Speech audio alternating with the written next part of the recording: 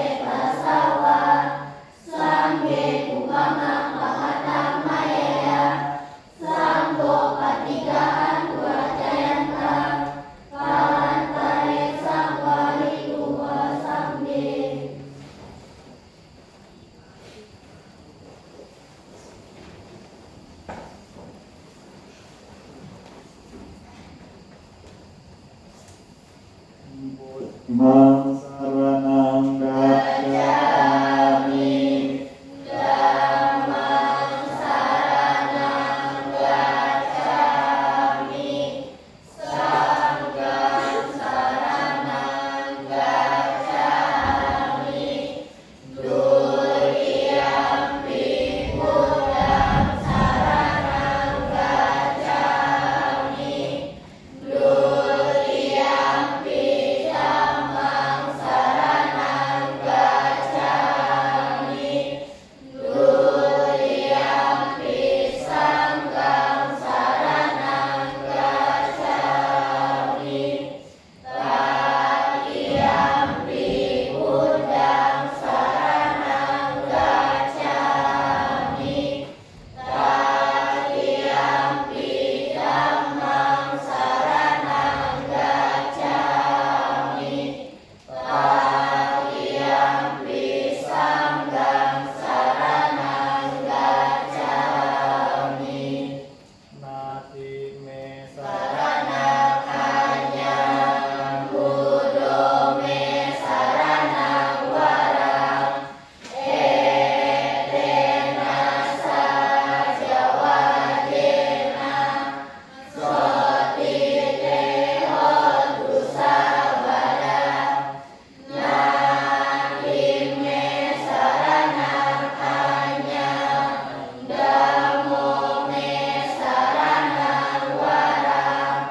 Etena saja wajena.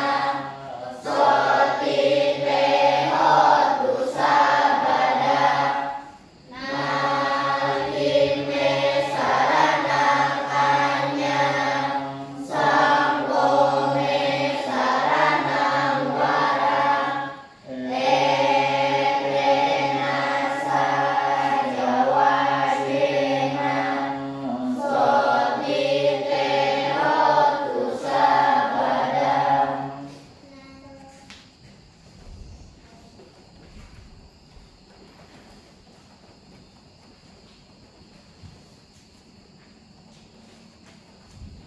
halaman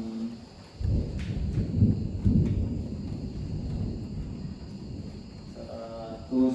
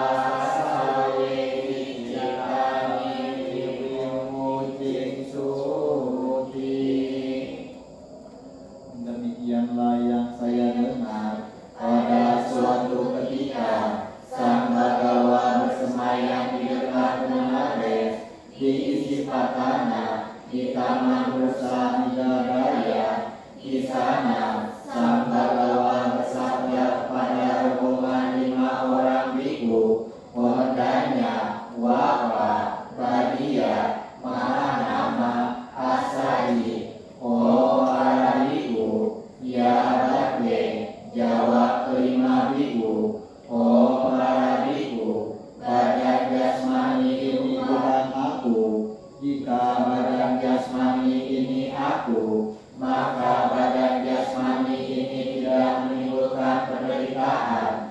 Orang yang memiliki badan jasmani demikian akan berpikir, biarlah badan jasmaniku seperti ini, biarlah badan jasmaniku tidak seperti ini. Tetapi oleh karena badan jasmani ini bukan aku, maka badan jasmani ini menimbulkan penderitaan. Tidak seorang pun yang karena memiliki badan jasmani dengan demikian dia dapat memerintahkan, biarlah badan jasmaniku seperti ini, biarlah badan jasmaniku tidak seperti ini. Oh para biku, ya Bante, jawab kelima biku. Oh para biku, perasaan ini bukan aku. Jika perasaan ini aku, maka perasaan ini tidak menimbulkan penderitaan. Orang yang memiliki perasaan demikian akan berpikir, biarlah perasaanku seperti ini, biarlah perasaanku tidak seperti ini. Tetapi oleh karena perasaan ini bukan aku, maka perasaan ini menimbulkan penderitaan. Tidak seorang pun yang karena memiliki perasaan dengan demikian dia dapat memerintahkan, biarlah perasaanku seperti ini, biarlah perasaanku tidak seperti ini. Oh para biku, ya Bante, jawab kelima biku. Oh para biku, pencerahan ini bukan aku. Jika pencerahan ini aku, maka pencerahan ini tidak menimbulkan penderitaan. Orang yang memiliki pencerahan demikian akan berpikir, biarlah pencerahanku seperti ini, biarlah pencerahanku tidak seperti ini. Tetapi oleh karena pencerahan ini bukan aku, maka pencerahan ini menimbulkan penderitaan. Tidak seorang pun yang karena memiliki pencerahan dengan demikian dia dapat memerintahkan, biarlah pencerahanku seperti ini, biarlah pencerahanku tidak seperti ini. Oh para biku, ya Bante, jawab kelima biku. Oh para biku, bentuk-bentuk pikiran ini bukan aku. Jika bentuk-bentuk pikiran ini aku, maka bentuk-bentuk pikiran ini tidak menimbulkan penderitaan. Orang yang memiliki bentuk-bentuk pikiran demikian akan berpikir, biarlah bentuk-bentuk pikiranku seperti ini, biarlah bentuk-bentuk pikiranku tidak seperti ini. Tetapi oleh karena bentuk-bentuk pikiran ini bukan aku, maka bentuk-bentuk pikiran ini menimbulkan penderitaan. Tidak seorang pun yang karena memiliki bentuk-bentuk pikiran dengan demikian dia dapat memerintahkan, biarlah bentuk-bentuk pikiranku seperti ini, biarlah bentuk-bentuk pikiranku tidak seperti ini. Oh para biku, ya Bante, jawab kelima biku. Oh para biku, kesadaran indria ini bukan aku. Jika kesadaran indria ini aku, maka kesadaran indria ini tidak menimbulkan penderitaan. Orang yang memiliki kesadaran indria demikian akan berpikir, biarlah kesadaran indriaku seperti ini, biarlah kesadaran indriaku tidak seperti ini. Tetapi oleh karena kesadaran indria ini bukan aku, maka kesadaran indria ini menimbulkan penderitaan. Tidak seorang pun yang karena memiliki kesadaran indria dengan demikian dia dapat memerintahkan, biarlah kesadaran indriaku seperti ini, biarlah kesadaran indriaku tidak seperti ini. Oh para biku, bagaimanakah pandanganmu? Apakah badan jasmani ini kekal atau tidak kekal? Tidak kekal Bante, jawab kelima biku. Apakah yang tidak kekal itu menyenangkan atau menyedihkan? Menyedihkan Bante, jawab kelima biku. Sekarang apa yang tidak kekal, yang menyedihkan dan tunduk pada perubahan patut dipandang demikian. Ini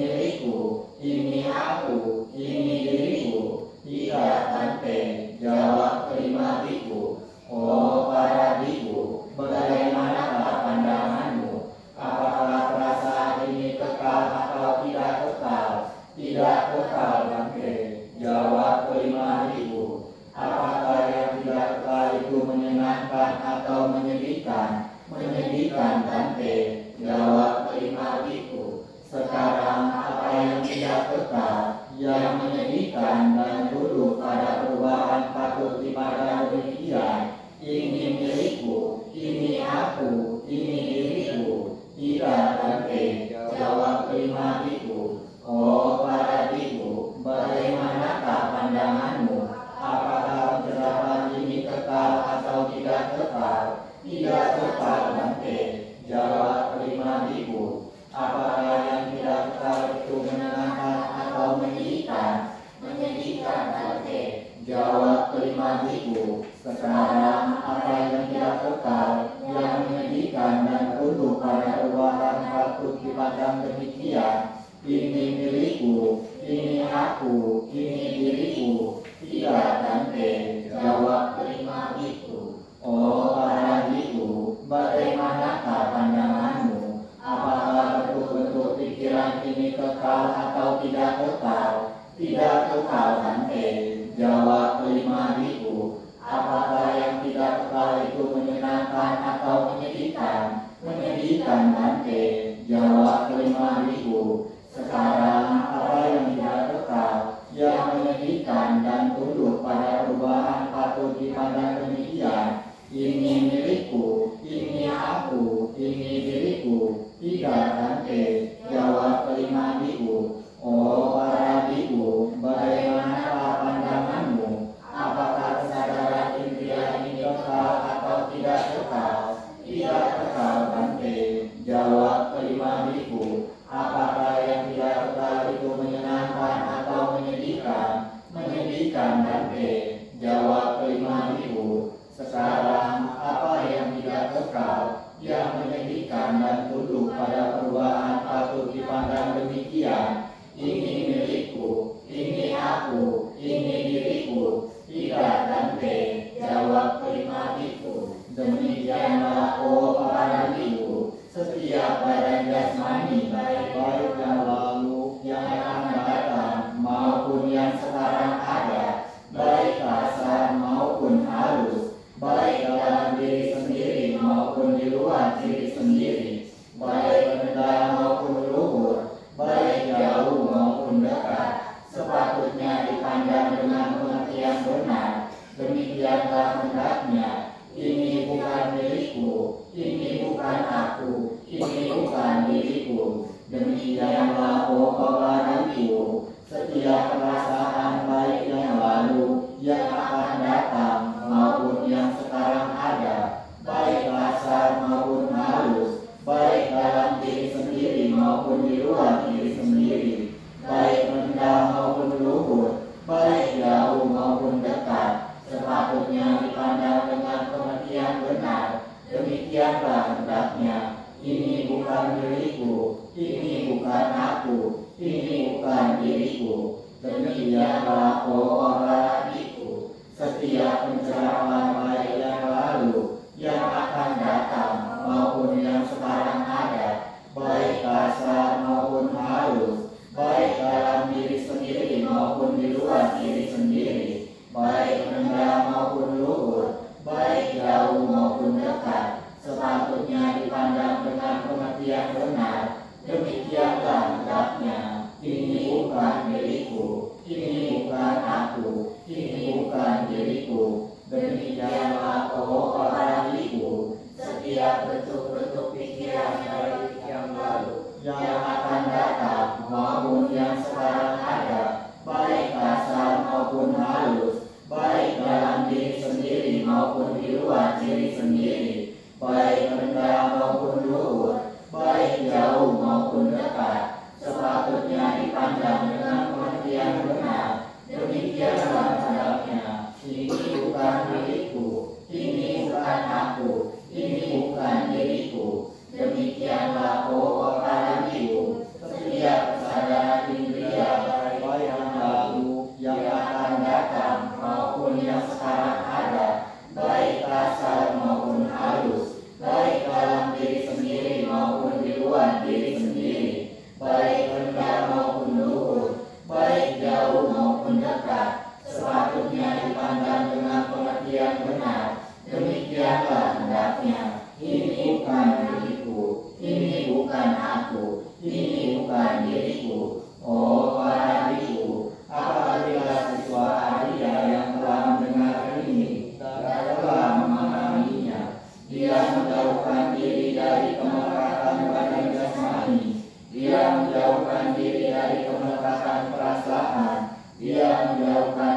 dari kemelekatan pencerahan. Dia menjauhkan diri dari kemelekatan bentuk-bentuk pikiran. Dia menjauhkan diri dari kemelekatan kesadaran indria. Apabila dia telah menjauhkan diri dari semuanya itu, hawa nafsu menjadi lenyap. Dengan lenyapnya hawa nafsu, dia terbebas. Apabila dia telah bebas, timbullah pengetahuan bahwa dia telah bebas. Dia memahami tumimbalan telah lenyap.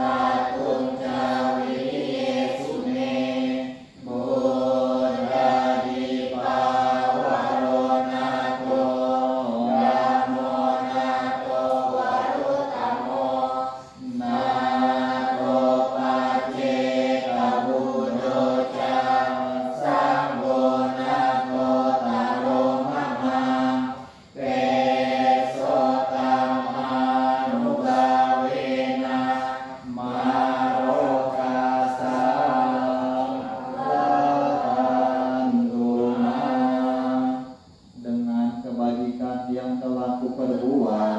Semoga para guru dari kebijaksanaan yang tinggi, para guru, orang tua, dan sanak saudara, orang-orang yang aku cintai, Raja Matahari, Ratu Bulan, pemerintah dan orang-orang yang baik, makhluk-makhluk utama, Brahma, makhluk-makhluk yang jahat, Mara, Raja para dewa, Indra, para dewa penjaga dunia, dan makhluk-makhluk suci, Raja kematian, Yama, dan orang-orang yang bersahabat, yang netral maupun yang bermusuhan. Semoga semua makhluk berbahagia. Semoga kebajikan yang kuperbuat membawa kebahagiaan bagi semua makhluk. Semoga hal ini akan cepat mendorong semua makhluk menuju nirvana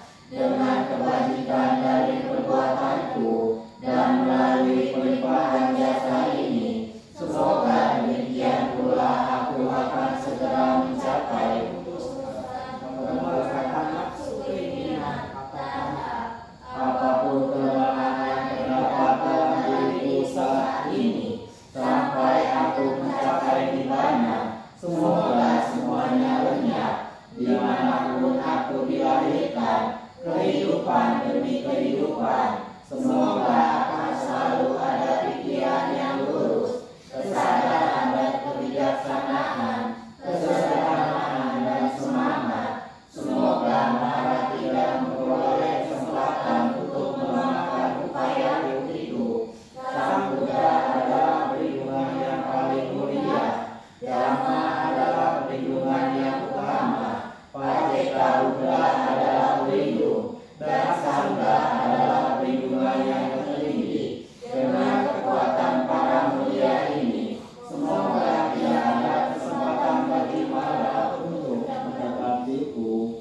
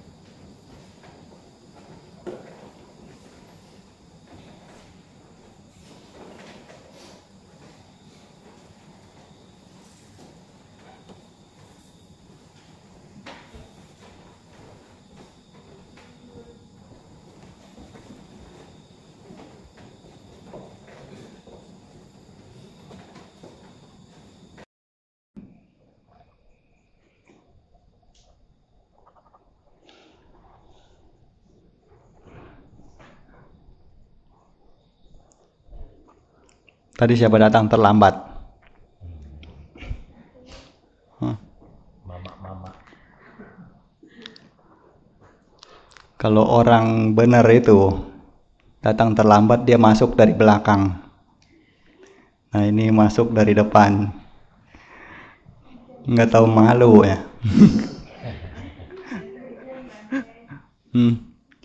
Masuk dari belakang lah. Ini ngapain lewat depan?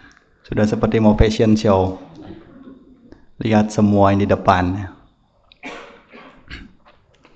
Kadang Indonesia itu suka buat aneh-aneh.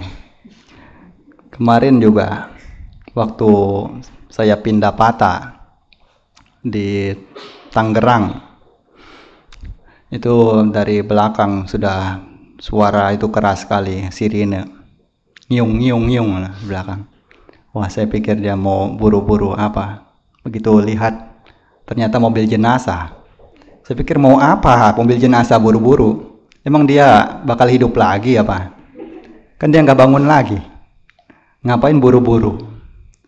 Nah, buat yang lain kaget saja. Itu salah satunya. Tapi saya juga tidak tahu apa alasannya. Atau mungkin supirnya ketakutan. Kalau terlalu lama nanti takutnya dia bilang, cepetan, nanti saya ketinggalan itu jemputan dari surga. Nah, makanya dia buru-buru, takut seperti itu. Besok siapa yang masih sekolah? Masih banyak ya yang masih sekolah. Karena nanti Bante ada sesi meditasi lah, latihan meditasi. Untuk terutama yang tidak ada kegiatan. Nah, tidak ada kegiatan biar bisa latihan lebih. Karena kalau misalnya meditasi sebentar itu, kalau di Wat Pa Nakham Noi di sana, nah, Lungpo itu kalau misalnya setelah chanting itu biasanya minimal duduk itu 45 menit lah minimal. Kalau ada 15 menit itu pernah waktu itu beliau tanya, semalam meditasi berapa lama? Ada yang bilang 15 menit. Beliau langsung inilah bilang, dapat apa meditasi 15 menit? Beliau bilang begitu. Jadi kadang beliau itu bisa bicaranya itu beda sisi ya.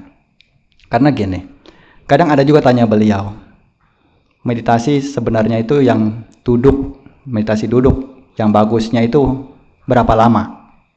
Beliau biasa bilang sekuatnya, semampunya. Nah, tapi terkadang ada sisi di mana kalau misalnya beliau itu tanya meditasi berapa lama, lalu bilang dalam waktu yang sedikit itu, beliau juga akan jawab lagi dengan cara yang berbeda. Dapat apa meditasi selama itu? Cuma beberapa menit saja. Pikiran dapat ketenangan juga belum, gitu. Sudah buru-buru selesai. Nah ini makanya kalau Kruba Ajan itu mengajar beliau itu kadang ada dua sisi jawaban beliau itu. Jadi kita pakai kebijaksanaan. Beliau bicara dengan siapa, beliau sampaikannya itu kepada siapa.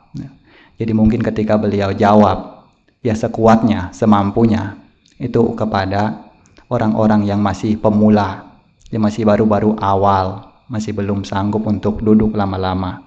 Jadi dijawab demikian. Tapi kalau untuk yang sudah expert, yang sudah biasa untuk praktek duduk meditasi, itu kalau bilang hanya sebentar saja, itu akan beliau cela. Nah, jadi nanti siapa mau tetap duduk di sini sambil dengarkan nanti beberapa wejangan dulu. Karena kalau misalnya main langsung duduk saja juga bingung duduk ngapain. Nah, jadi berikan wejangan dulu biar tidak bosan juga di awal-awal. Nanti setelahnya baru duduk. Nah, jadi diusahakan nantinya akan tercipta suasana yang hening, yang tenang. Makanya siapa yang memang tidak bisa untuk duduk lama atau ada kegiatan di hari esok, nah bisa turun duluan, ya, pulang duluan. Nanti setelah itu pintu bagian bawah juga nanti biar dirapikan, nah, ditutup semua.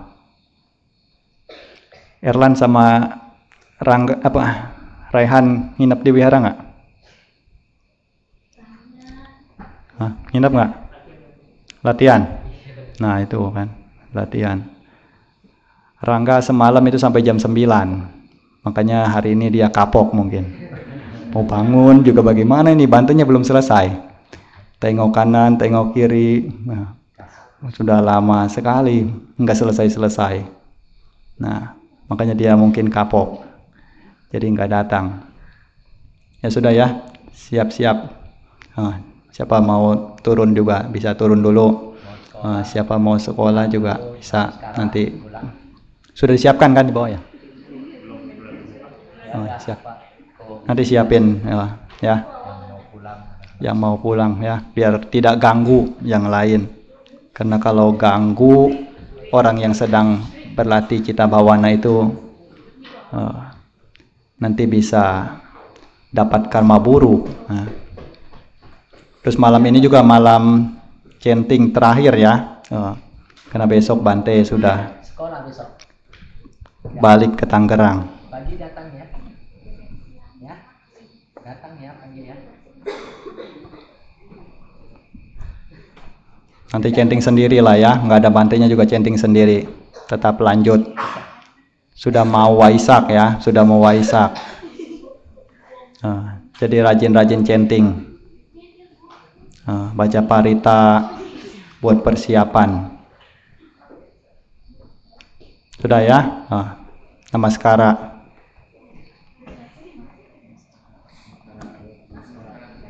Yang mau pulang namaskara dulu.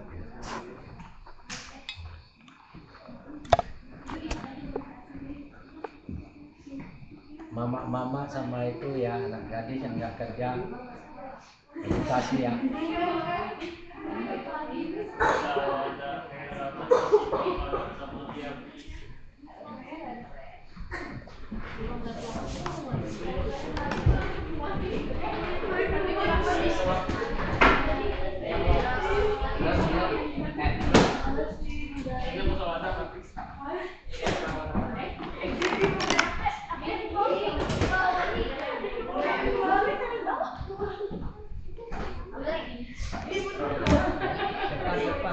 Depan.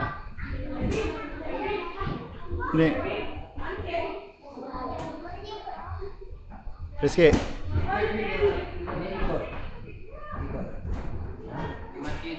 Bukan, di charge nih. Pelan-pelan.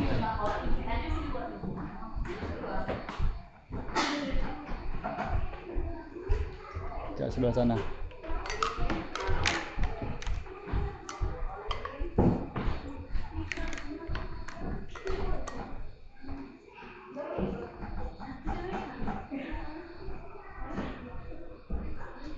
Ya, Mak Yana nggak ikut. Besok kesiangan lagi masak. Besok kesiangan lagi masak. Tadi lihat Ebi dulu tadi. Yang mana tahu bisa jadi matching kan ya. Lampu ya. Cena. Ini mau pipis dulu. Coba lampu. Mau pipis dulu.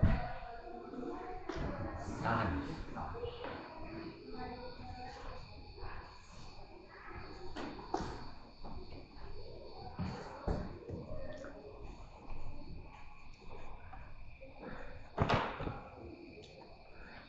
Lampu. Aja lampunya biar nggak silau.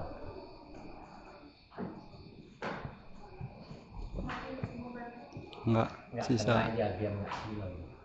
Sisa secukupnya.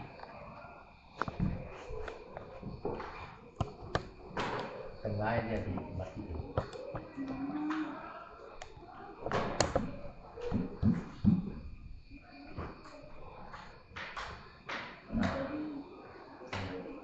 Mana ini?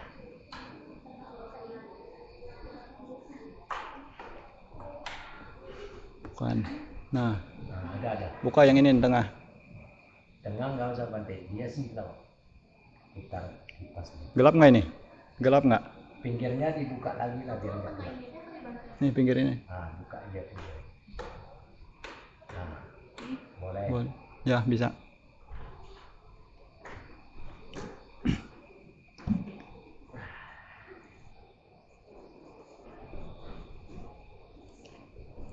Oke, siap duduk bersimpu dulu. Seperti kemarin ya, persiapan.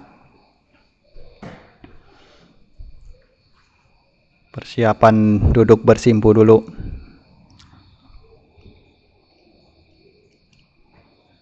Lalu tidak perlu perhatikan ke depan. Cukup dengar suara yang terdengar di telinga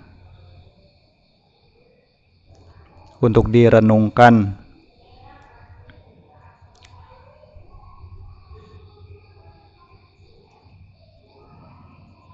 Masih ramai suara.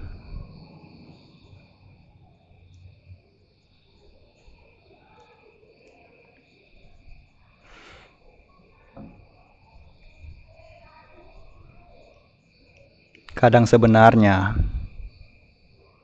yang namanya wihara itu akan sangat baik sekali jika hening, siapapun yang tinggal di dalamnya, kalau yang memang itu paham, pastinya akan sangat berhati-hati sekali dalam mengeluarkan suara. Suara-suara mana yang tidak perlu, juga tidak perlu untuk dikeluarkan. Kalau lihat di Thailand, bagaimana Luang Po beliau memberikan didikan. Terkadang beliau tidak hanya sekadar menyampaikannya secara langsung, namun beliau kerap kali memberikan contoh langsung untuk dilihat oleh murid-murid beliau,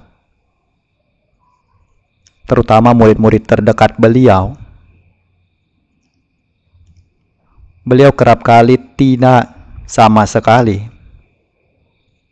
mengeluarkan kata-kata. Jadi bisa dibilang ucapan beliau itu benar-benar baru keluar itu di saat yang memang benar-benar penting. Andai tidak ada yang terlalu penting untuk beliau bicarakan, beliau juga tidak akan mengeluarkan sepatah kata pun.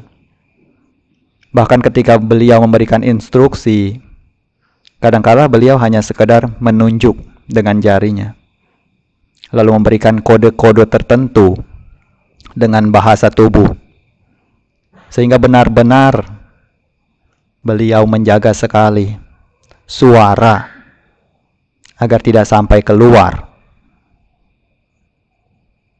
Karena para guru meditasi di sana, Luang Pu Man misalnya, yang merupakan guru junjungan dari Bhikkhu Kamathana di zaman ini, beliau mengatakan bahwa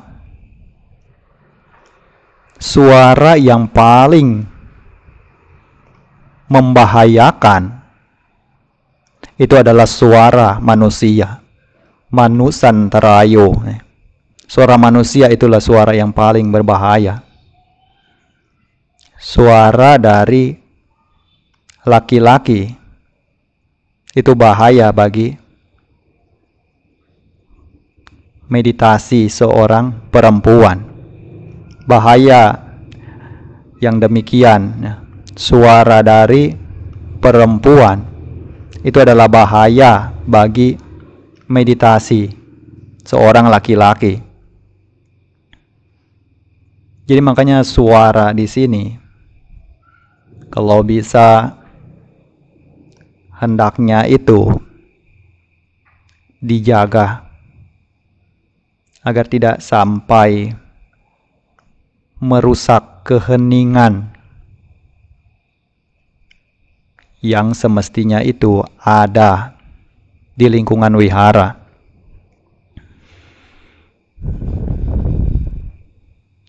Lalu kemudian, kini dari praktek diri kita, terkadang ketika kita telah cukup melaksanakan Dhamma, tentunya haruslah memiliki penilaian diri, dapat menilai diri sendiri, dapat mengenali diri sendiri, sudah sejauh mana diri sendiri ini memperoleh manfaat dari praktek yang telah dilaksanakan. Kalau dalam usaha seperti berdagang misalnya, mereka membuat perhitungan untung rugi. Kita pun di dalam praktek Dhamma juga perlu ada kalanya membuat perhitungan demikian. Saat ini sudah mengenal Buddha Sasana seberapa lama? Lalu coba dihitung-hitung. Kira-kira selama mengenal Buddha Sasana, melaksanakan praktek Dhamma, apakah memperoleh untung ataukah rugi? Apakah kebencian atau amarah itu berkurang ataukah malah semakin bertambah? Sifat egois, keakuan, apakah itu sudah berkurang ataukah malah semakin menjadi-jadi? Keserakahan, ketamakan, apakah sudah berkurang ataukah masih jauh dari kata mampu menguranginya? Lalu kegelapan batin terhadap pandangan-pandangan yang salah itu masihkah begitu kuat ataukah sudah banyak memudar? Ketika dapat memperhatikan ini lalu membuat perhitungan demikian, jika hasilnya itu adalah setelah mengenal Buddha Sasana, setelah dapat melaksanakan Dhamma ajaran Sang Buddha, baik sila itu dapat dijaga dengan murni, lalu berdana pun kadangkala dapat untuk melatihnya, serta cita bhawana guna melatih ketenangan batin juga dapat untuk dikembangkan. Kemudian panya atau kebijaksanaan juga semakin bertumbuh kembang. Maka di sanalah itu ada keuntungan. Yang mana dari keuntungan tersebut nantinya dapat dijadikan sebagai dorongan untuk lebih maju lagi ke depannya. Seperti seorang yang berdagang lalu memperoleh untung yang cukup besar. Semakin dia memperoleh untung, juga semakin bersemangat lagi dalam usaha berdagangnya. Semakin rajin lagi, semakin giat lagi. Seperti anak sekolah, ketika dia mulai memahami betapa pentingnya belajar itu, maka akan semakin rajin lagi dengan sendirinya. Ini juga demikian dengan praktek Dhamma. Jadi ketika kita menyadari bahwa praktek Dhamma ini memberikan manfaat, juga akan semakin lebih intens lagi di dalam menjalaninya.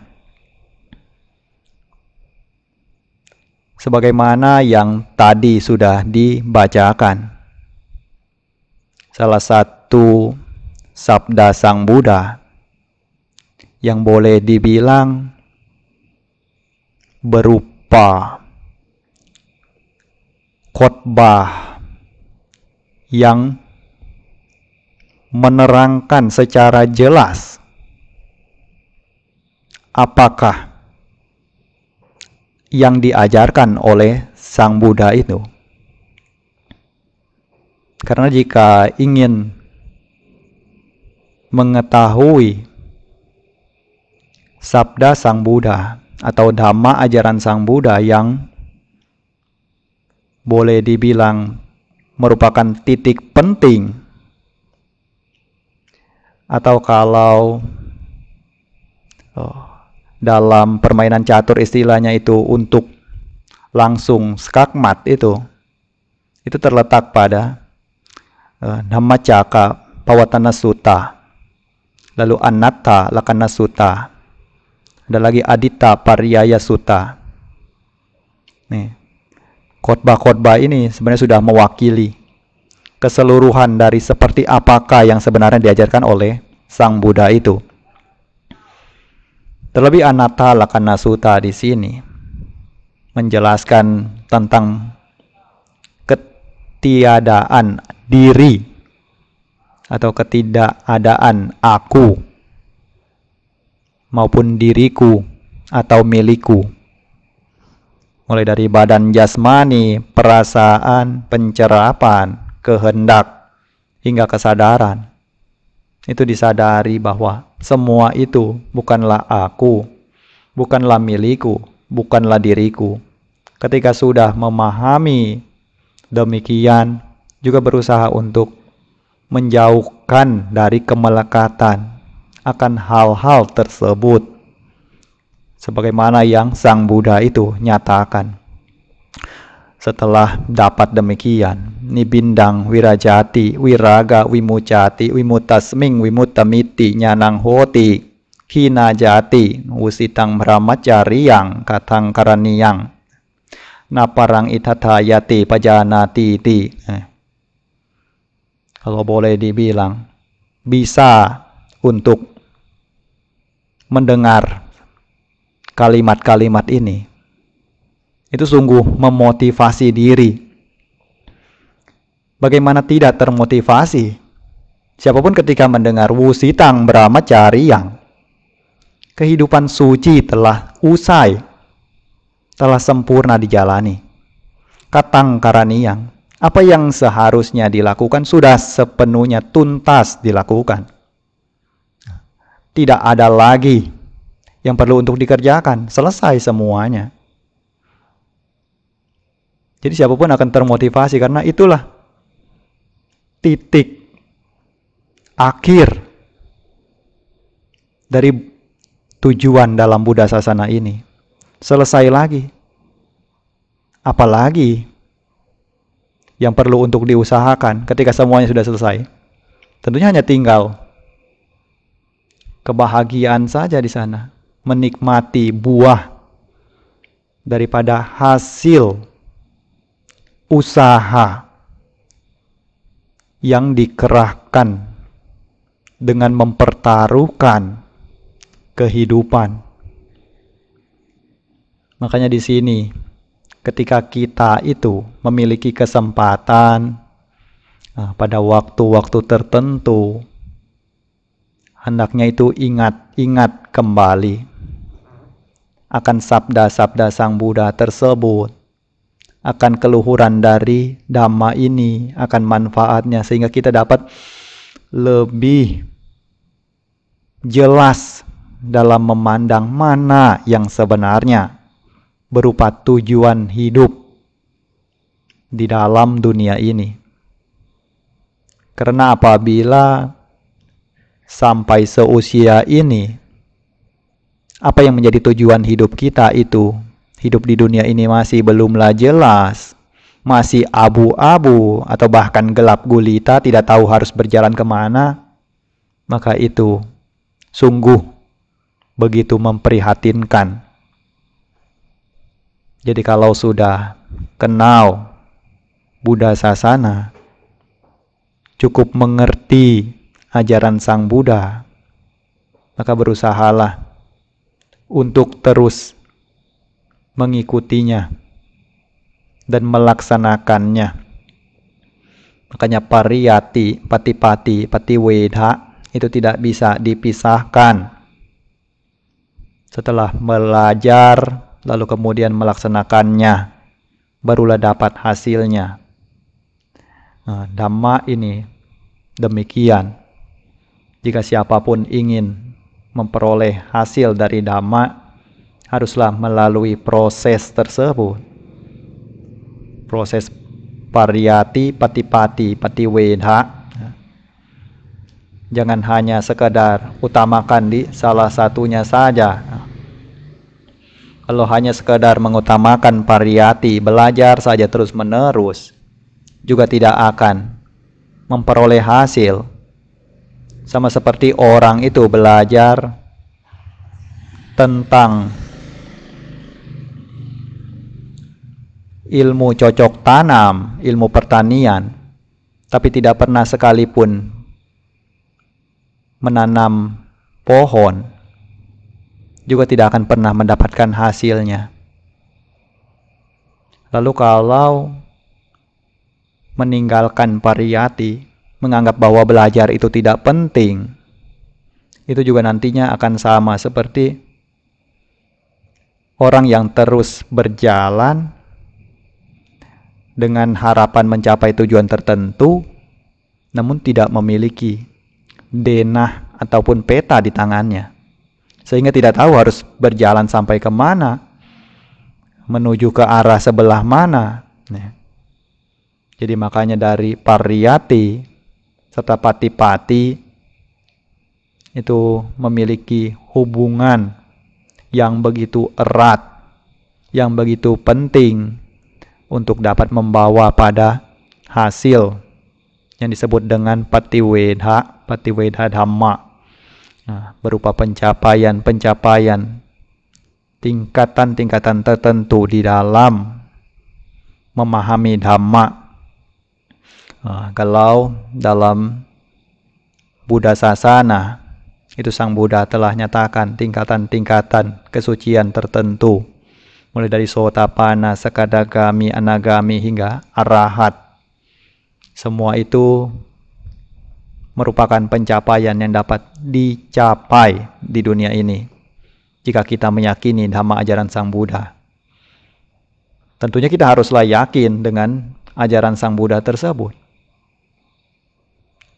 Kalau kita tidak yakin dengan apa yang dikatakan oleh Sang Buddha, apa yang dinyatakan oleh Sang Buddha, apa yang telah disabdakan oleh Sang Buddha, lalu kita mau yakin pada siapa? Dan untuk apa kita berada di sini? Untuk apa kita harus menyempatkan waktu berada di sini jika kita tidak memiliki keyakinan demikian? Maka kita berada di sini, tentulah kita harus memiliki keyakinan demikian, bahwa pencapaian magga phala hingga nibbana yang dinyatakan oleh Sang Buddha itu adalah hal yang nyata dan apa yang memungkinkan untuk dicapai di dunia ini. Karena semua yang Sang Buddha telah ajarkan itu merupakan swakata dhamma. Itu dhamma yang telah sempurna dibabarkan. Tiada celahnya, tiada kurangnya. Semuanya dapat untuk dibuktikan dengan ehipassiko. Maka tugas dari kita itu adalah membuktikannya. Mencari tahu sambil opanayiko, melihat ke dalam diri sendiri. Karena dhamma yang sesungguhnya itu ada di dalam diri. Siapapun memilikinya di dalam diri. Jadi lihat ke dalam. Kalau ingin lihat dhamma, itu lihat ke dalam. Kalau lihat keluar, itu nanti akan dapat kilesa, dapat kekotoran batin, dapat nafsu keinginan.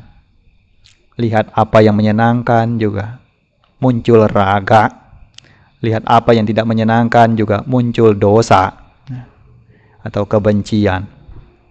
Demikian juga suara, lalu penciuman, lalu indera pengecap, indera peraba juga demikian. Ketika bertemu dengan mana yang disukai juga muncul raga atau nafsu, keinginan. Ketika bertemu dengan apa yang tidak disenangi juga muncul kebencian, kemarahan, rasa tidak puas atau dosa. Itulah karena apa? Karena masih memiliki moha, kegelapan batin. Tidak bisa membedakan antara mana yang berupa dhamma dan mana yang berupa adhamma, mana yang berupa kebenaran dan mana yang bukan kebenaran. Makanya tugas dari kita ketika mengembangkan cita bhavana itu adalah melatih ini agar semakin lebih jelas lagi di dalam melihat, di dalam mendengar, di dalam mencium, di dalam mengecap, di dalam merasakan dengan indera peraba. Semua yang terkontak melalui panca indera, semua itu hanyalah sekedar kontak semata. Jangan jadikan itu sebagai kemelekatan. Jadi bisa untuk memutuskannya di sana. Inilah latihan yang kita sedang jalani. Ya, selanjutnya ambil posisi duduk meditasi.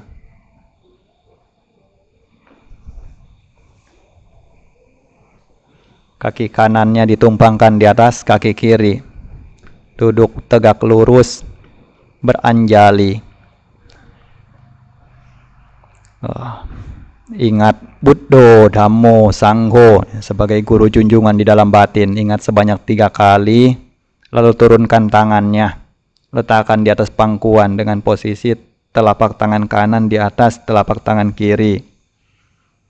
Kemudian mulai untuk fokus memperhatikan pada masuk dan keluarnya nafas. Nafas masuk, ingat dengan pegangan kata Bud. Nafas keluar, ingat dengan pegangan kata Do. Nafas masuk Bud, nafas keluar Do. Bud, Do, Bud, Do. Nah, terus perhatikan demikian.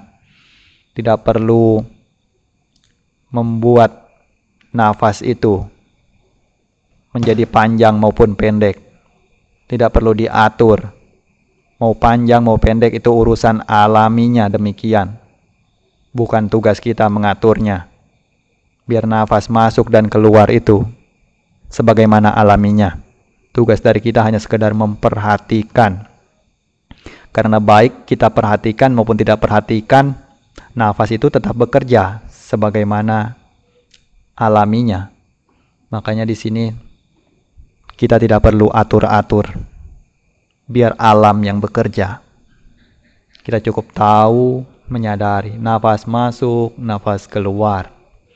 Lalu setelah pikiran mencapai ketenangan, itu yang disebut dengan samadhi, ketenangan batin. Nah, di sana biarlah pikiran itu istirahat tenang terlebih dahulu. Karena dalam cita bhavana itu terdapat samatha bhavana, lalu vipassana bhavana. Yang dikembangkan dengan memperhatikan objek seperti anapanasati, itu merupakan bagian dari pelaksanaan samatha bhavana yang mana nantinya akan berujung pada samadhi, pencapaian ketenangan batin. Sementara setelah itu, setelah batin tenang, itu baru bagi yang sudah piawai itu bisa untuk melanjutkan ke vipassana, untuk merenungkan lagi dengan panya. Merenungkannya seperti apa? Merenungkannya dengan mengamati atau seperti membuat imajinasi, melihat pada tubuh jasmani ini. Perhatikan tubuh jasmani ini ada apa saja, terdiri dari unsur apa saja. Ada unsur air, api, tanah, lalu udara. Benar tidak tubuh jasmani ini memiliki unsur demikian? Coba perhatikan. Unsur tanah, unsur padat, ada tulang, ada daging, ada gigi, ada rambut, ada kulit. Lalu unsur air itu ada darah, darah putih, air mata, keringat, air seni, dan cairan lainnya. Itu ada tidak di dalam tubuh ini? Kalau ada berarti benar, ada unsur cair di dalam tubuh ini. Lalu perhatikan lagi unsur api.